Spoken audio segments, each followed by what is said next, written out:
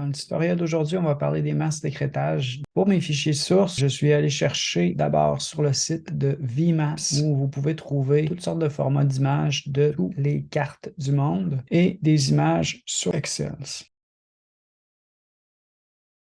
Pour vous expliquer cette technique-là, ce que j'ai fait, c'est que j'ai tout importé les fichiers que je suis allé chercher sur VMaps et sur Pexels. Je les ai placés dans l'ordre suivant. Ma carte qui est en arrière-plan, puis toutes les différentes photos du Japon, je les ai placées ici par-dessus. Comme ça, pour faire un espèce de collage, toutes les images vont être plaquées sur la carte. Puis cette carte-là va définir les limites du visible. Les parties où est-ce que j'ai des pixels, ça va être visible, puis les parties où est-ce que j'en ai pas, ça va être invisible. Une fois que je mets une image visible, je vais juste la placer au-dessus de la carte comme ça, là. Je vais aller dans le menu calque, puis je vais aller dire créer un masque d'écrêtage. Quand je clique comme ça, ce qui va se passer, si vous remarquez dans la fenêtre de calque, c'est la vignette du calque va se décaler vers la droite, puis il va y avoir une petite flèche qui pointe vers le bas, vers l'élément qui sert de masque d'écrêtage. Après, si je veux, je peux repositionner ma photo. Je pourrais la redimensionner aussi. Donc, si je veux en intégrer plusieurs dans mon collage,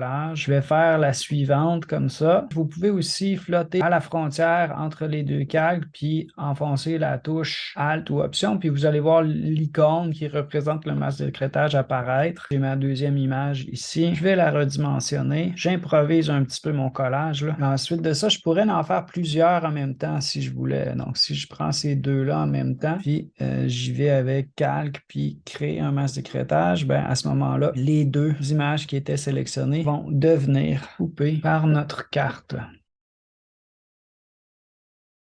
Je suis arrivé à ce résultat-là à la fin. Il y a encore peut-être des petites décisions à prendre pour finaliser mon projet, mais vous pouvez voir un peu le principe. Là, j'ai un calque de texte au-dessus. J'ai ensuite deux photos qui sont plaquées sur la carte. On voit qu'ils utilisent le masque d'écrêtage parce que la vignette du calque est décalée vers la droite, puis il y a une petite flèche qui pointe vers le bas. Qu'est-ce qui sert de masque d'écrêtage? Ben, c'est notre carte. On voit que c'est souligné pour indiquer que c'est un masque d'écrêtage. Pour aider un petit peu pour la visibilité du contour, ben, j'ai rajouté des styles de calque, contour, puis lueur externe. Ensuite de ça, on a un fond ici derrière. Ça vous montre un petit peu la technique. Je vous invite à essayer par vous-même avec vos propres photos, votre propre carte, et j'espère que ça va bien aller pour vous. J'ai bien hâte de voir vos résultats.